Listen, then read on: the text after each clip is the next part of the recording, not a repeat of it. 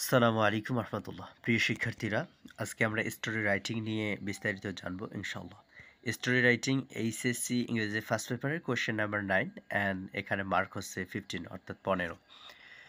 Story writing এর জন্য আপনাকে কিছু বিষয় অত্যন্ত মনোযোগ সহকারে শুনতে হবে, অর্থাৎ কিছু রুলস অ্যান্ড রেগুলেশন মেনটেন করে আপনি যদি আপনার স্টোরি রাইটিংটি সুন্দর করে লিখতে পারেন এবং আপনার ফ্রি হ্যান্ড রাইটিংয়ে দক্ষতা থাকে, তাহলে ইনশাল্লাহ আপনি 15 আউট অফ 15 পাওয়া সম্ভব।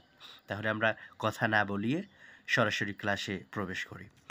ফাইন্ড আউট স্টোরি নেম, অর্থাৎ আপনাকে যে স্টোরি রাইটিংটা সম্পর্কে লিখতে বলতেছে ওই স্টোরি রাইটিংটিতে অবশ্যই একটি নাম আছে, অর্থাৎ ওই স্টোরি রাইটিংটি কি সম্পর্কে কোন বিষয়ে লিখতে বলতেছে এইটাকেই বলতেছে যে ফাইন্ড আউট স্টোরি নেম। অর্থাৎ আপনাকে ওই স্টোরি যে রাইটিং যে বিষয়টুকু আছে ওই বিষয়টুকু পড়ে আপনাকে খুঁজে বের করতে হবে যে এই স্টোরি রাইটিংটি কি সম্পর্কে আমাকে লিখতে বলতেছে। অ্যান্ড নাম্বার 2 হচ্ছে টাইটেল নেম, অর্থাৎ আপনি যে স্টোরি রাইটিংটি লিখবেন এই স্টোরি রাইটিংটির একটি টাইটেল দিতে হবে, শিরোনাম দিতে হবে সুন্দর করে। এবং নাম্বার 3 হচ্ছে কোয়েশ্চেন সেন্টেন্সেস, অর্থাৎ প্রশ্নপত্রে আপনার যে কোশ্চেন থাকবে, অর্থাৎ প্রশ্নপত্রে আপনার যতটুকু লেখা থাকবে ওই অতটুকুও কিন্তু আপনার খাতাতে লিখতে হবে। যদি প্রশ্নপত্রের ওই 2 থেকে 3 লাইন যদি আপনি খাতায় না লেখেন, না লিখে বাকিটুকু লেখেন, তাহলে কিন্তু আপনাকে স্যারেরা মার্ক দিবে না। মার্ক দিবে কিন্তু যথাযথ মার্ক দিবে না। এই জন্য যথাযথ মার্ক পাওয়ার জন্য, পূর্ণ মার্ক পাওয়ার জন্য অবশ্যই কোশ্চেনে যে সেন্টেন্সগুলো থাকবে, অর্থাৎ যতটুকু লিখে দেওয়া থাকবে, যতটুকু সম্পূর্ণ করে দেওয়া থাকবে, আংশিক যতটুকু থাকবে অতটুকুই আপনাকে আপনার পরীক্ষার খাতায় লিখতে হবে। অ্যান্ড দেন নাম্বার লাস্ট হচ্ছে 2 পেজেস। অবশ্যই আপনি স্টোরি রাইটিংটি 2 পেজে লেখার চেষ্টা করবেন, তবেই ইনশাল্লাহ একটা সুন্দর ফরম্যাটে আপনি আপনার স্টোরি রাইটিংটি সম্পূর্ণ করতে পারবেন। তবে এটা সত্য যে 2 পেজের বেশি লেখা যাবে না।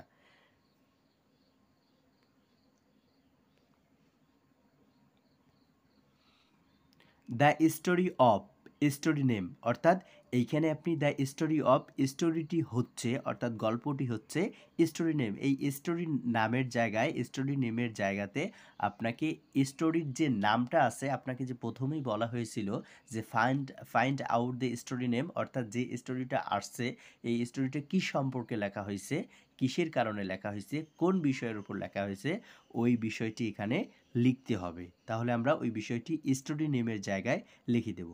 এখন এখানে ডট ডট এবং এই দিকে ডট ডট দিয়ে বোঝানো হচ্ছে যে কোশ্চেন সেন্টেন্সেস, অর্থাৎ কোশ্চেনের মধ্যে যে সেন্টেন্সগুলো আছে, কোশ্চেনের মধ্যে যে বাক্যগুলো আছে ওই বাক্যগুলো আপনি এখানে লিখে দিবেন। And then the following story is very present in this story. There is a one situation in which character who is chief figure in this story. আমরা এগুলো হুবহু লিখে দেব ইনশাল্লাহ। As we come to know through this story, here is suspense what makes to story entertaining.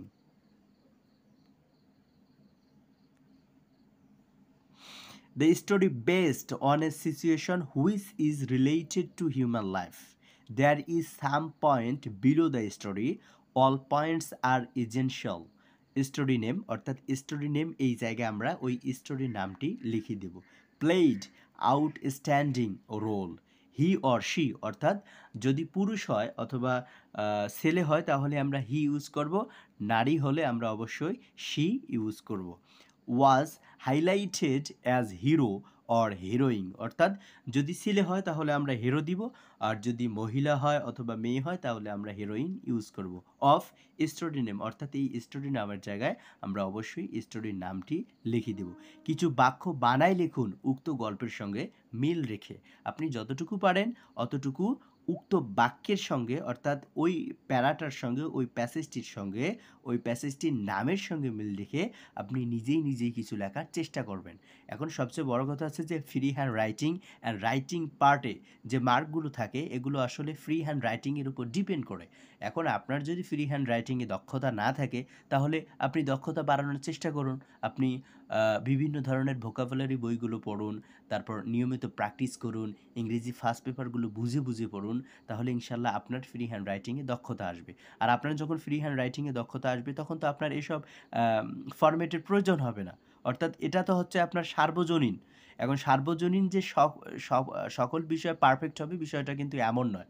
Perfect লেখার জন্য আপনাকে ওই বিষয়ে অথবা ফ্রি হ্যান্ড রাইটিংয়ে আপনাকে দক্ষ থাকতে হবে। তবেই আপনি যথাযথ মার্ক পাবেন। এটা লিখলে যে মার্ক পাবেন না আমি সেটা বলতেছি না।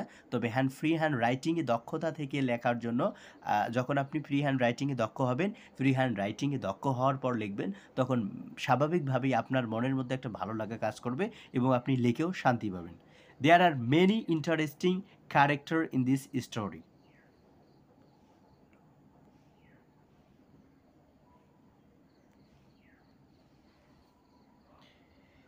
There are many interesting characters in this story.